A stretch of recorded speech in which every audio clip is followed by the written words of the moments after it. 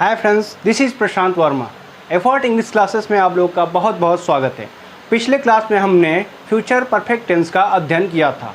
आज हम future perfect continuous tense का अध्ययन करेंगे। तो सबसे पहले इसकी पहचान जान लेते हैं। इसकी आइडेंटिफिकेशन इस प्रकार के हिंदी के वाक्यों के अंत में रहा होगा, रही होगी, रहे होंगे इत्यादि आता है तथा जब से कार्य प्रारंभ हुआ हो उसका समय दिया रहता है। फिर से सुनिए, इस प्रकार के हिंदी के वाक्यों के अंत में रहा होगा, रही होगी, रहे होंगे इत्यादि आता है तथा जब से कार्य प्रारंभ हुआ हो उसका समय दिया रहता है। तो चलिए इसके अफर्मेटिव सेंटेंस पे चलते हैं।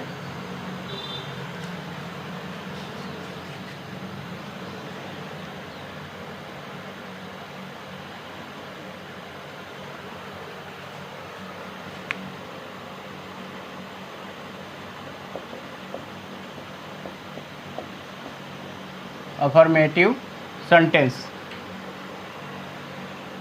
मैं 2 दिनों से अपना मोबाइल चला रहा होऊंगा। मेरे पिताजी सुबह से ही मुझे डांट रहे होंगे। अध्यापक 1995 से इस विद्यालय में पढ़ा रहा होगा। इसका स्ट्रक्चर जान लेते हैं।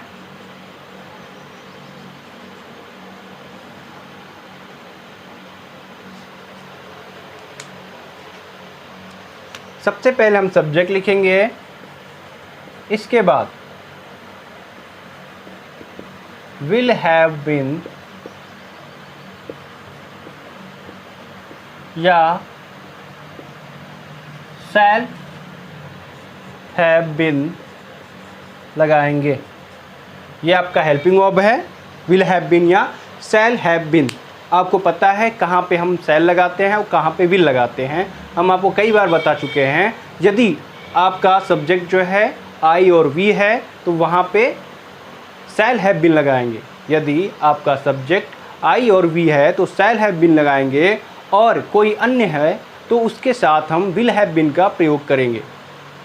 अगर कोई अन्य सब्जेक्ट है जैसे ही, सी, इट या कोई नेम हो, चाहे वो सिंगुलर हो या प्लूरल हो, तो उसके साथ हम विल हैव बीन का प्रयोग करेंगे। हम आपको यह कई बार बता चुके हैं कहाँ पे शैल और कहाँ पे विल का प्रयोग होता है। तो चलिए आगे बनाते हैं। देन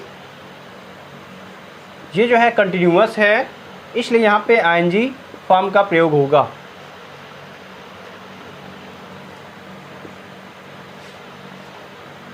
ऑब्जेक्ट, देन सिंस और फॉर,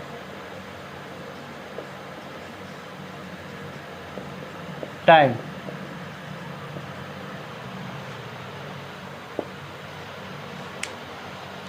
और कहाँ पे सिंस का प्रयोग और कहाँ पे हम फॉर का प्रयोग करते हैं हमने आपको कई बार बता चुके हैं। कई बार हमने बताया है। प्रेजेंट परफेक्ट कंटिन्यूअस में, पास्ट परफेक्ट कंटिन्यूअस में आपको बताया है कहाँ पे सिंस और कहाँ पे फॉर का प्रयोग होता है। सिंस का प्रयोग जो है निश्चित समय के लिए, पॉइंट ऑफ टाइम के लिए, और फॉर का प्रयोग अनिश्चित समय के लिए, पीरियड ऑफ टाइम के लिए किया जाता है। तो चलिए पहले वाक्य को बनाते हैं। मैं 2 दिनों से अपना मोबाइल चला रहा होऊंगा। आई का शैल हैव बीन, चलाना का यहाँ पे ऑपरेट होगा क्योंकि कोई इंस्ट्रूमेंट चलाने के लिए ऑपरेट लगाते हैं। Operating my mobile, I shall have been operating my mobile, और कब से? 2 दिनों से। ये अनिश्चित समय है तो यहाँ पे फॉर लगाएंगे। 2 दिनों, 2 डेज। पहला वाक्य आपका बन गया। अब आते हैं दूसरे वाक्य पे।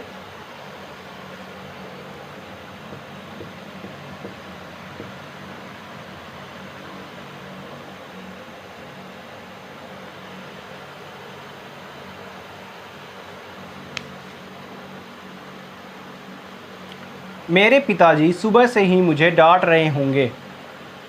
माई फादर सिंगुलर है विल हैव बीन।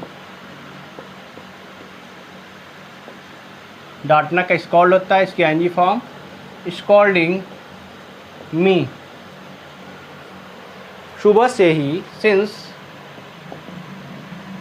मॉर्निंग, क्योंकि ये निश्चित समय है और इस तरह से ये वाक्य आपका बन गया। तीसरे पे आते हैं। अध्यापक 1995 से इस विद्यालय में पढ़ा रहा होगा। द टीचर सिंगुलर है विल हैव बीन, पढ़ाना टीचिंग, और कहाँ पे,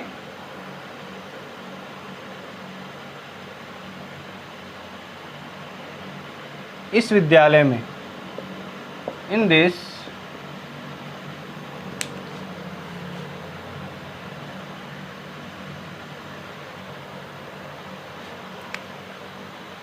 स्कूल सिंस, कब से, क्योंकि निश्चित समय है 1995, सिंस 1995।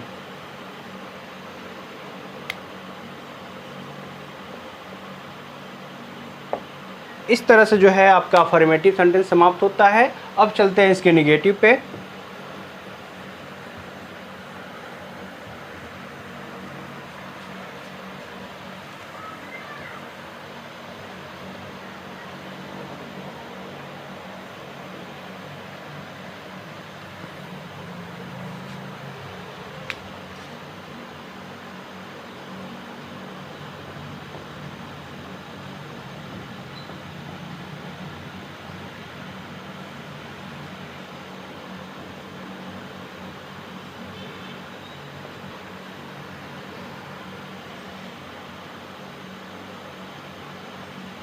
वह कई दिनों से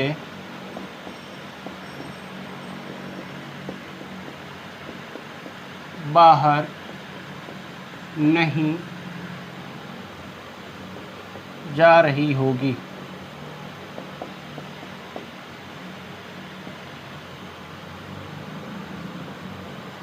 हम लोग रविवार से पतंग नहीं उड़ा रहे होंगे। तो चलिए इन वाक्यों को हम ट्रांसलेट करते हैं, इसका स्ट्रक्चर जान लेते हैं। सबसे पहले हम सब्जेक्ट लिखेंगे, इसके बाद विल या शैल, then not, then have been,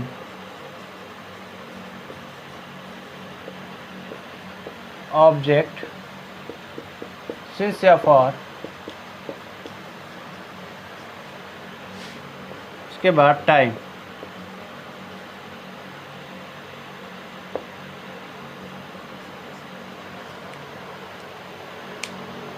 यहाँ पे विल और शैल के बाद नॉट लगाते हैं, उसके बाद हैव बीन को लिखा जाता है।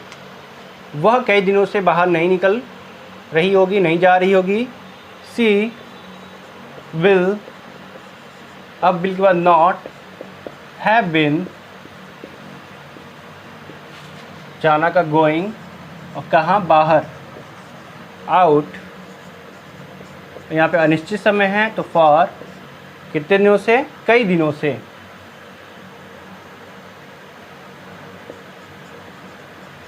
Many days.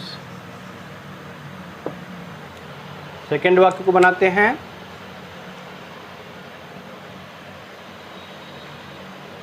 हम लोग रविवार से पतंग नहीं उड़ा रहे होंगे। तो यहाँ पे हो जाएगा वी के साथ शैल लगता है, शैल के बाद नॉट लिखेंगे, इसके बाद हैव बीन, उड़ाना का फ्लाई होता है तो यहाँ पे फ्लाइंग हो जाएगा, काइट, और क्या, पतंग। कब से, रविवार से, तो ये आपका निश्चित समय है, सिंस संडे।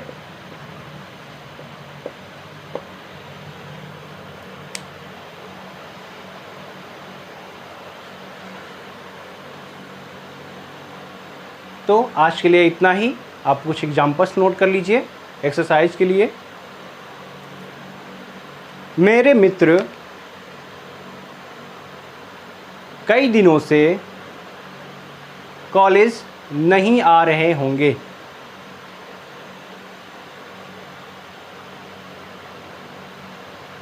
बच्चे दोपहर से ही मैदान में खेल रहे होंगे।